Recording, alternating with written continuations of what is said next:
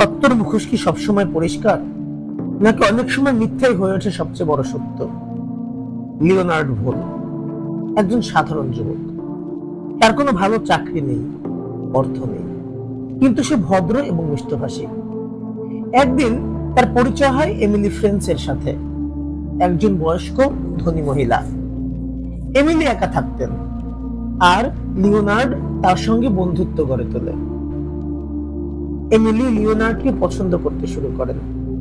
এক সময় তিনি তার উইলে উল্লেখ করেন তিনি মারা গেলে তার সকল টাকা পয়সা পাবে লিওনার্ড। রহস্যজনকভাবে কিছুদিন পর এমিলি খুন হন। পুলিশ খুঁজে পায় লিওনার্ডই এমিলি শেষ উইলের টাকার মালিক। স্বাভাবিকভাবে সন্দেহ পড়ে লিওনার্ডের উপরে। পুলিশ তাকে গ্রেফতার করে এবং অভিযোগ তোলে সে টাকার লোভে এমিলিকে খুন করেছে। বিচার শুরু হয়। লিওনার্ড দাবি করে সে নির্দোষ, কিন্তু তার একমাত্র ভরসা তার স্ত্রী রোমাইন, যিনি জার্মান নারী, স্বামীর প্রতি নিষ্ঠাবান এবং সবসময় তার স্বামীকে বাঁচাতে চেয়েছেন। কিন্তু আদালতে এসে ঘটল এক অদ্ভুত ঘটনা।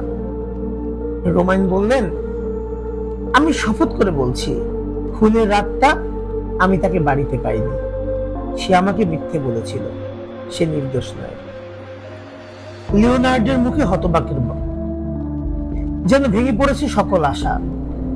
সবাই ভাবলো এটাই তো চূড়ান্ত প্রমাণ। নিজ স্ত্রী যখন তার বিরুদ্ধে সাক্ষী দিচ্ছে, সে আর কিভাবে নির্দোষ হতে পারে?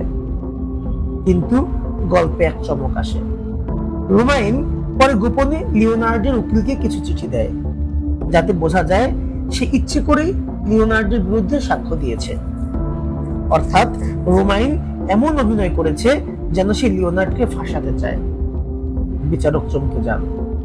এই নাটকের ভিতরেই লুকিয়ে ছিল এক জটিল বুদ্ধির খেলা। লিওনার্ড ভোল নির্দোষ ঘোষিত হন। সবাই যখন হাঁপ ছেড়ে বাঁচে, রোমাইন তখন নিজের মুখোশ খুলে বলে, আমি জানতাম আদালতে স্বামীকে বাঁচাতে গেলে কেউ আমার কথা বিশ্বাস করবে না, তাই আমি তার বিরুদ্ধে সাক্ষ্য দিলাম, সবাইকে মিথ্যে বিশ্বাস করালাম। এই চিঠিগুলো আমিই বানিয়েছি, আমি যা চেয়েছি সেটাই হয়েছে। কিন্তু এরপর যা ঘটলো তা আরো ভয়াবহ।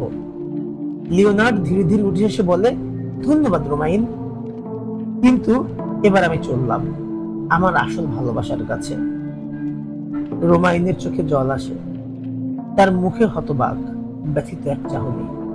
সে বুঝে যায় যাকে বাঁচাতে নিজের জীবন বাজি রেখেছিল, সেই আজ তার বিশ্বাস ভেঙে টুকরো টুকরো করে দিল।